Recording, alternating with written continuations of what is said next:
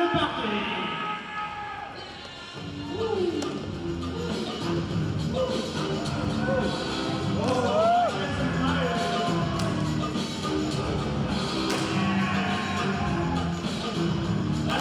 Dimanche, au hall de la Glisse de Lille, se déroulait la première compétition de longboard dancing.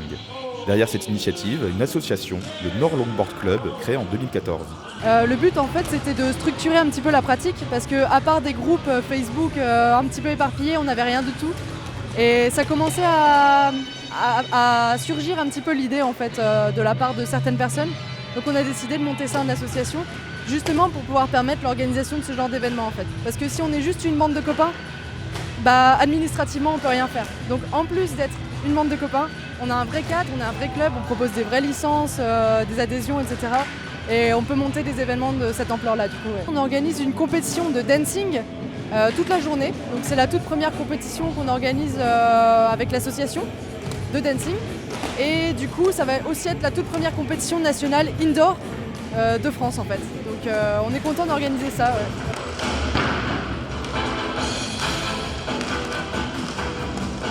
Toute la journée, des longboarders venus de toute la France, de Belgique ou des Pays-Bas sont venus se mesurer entre eux, toujours dans la bonne humeur.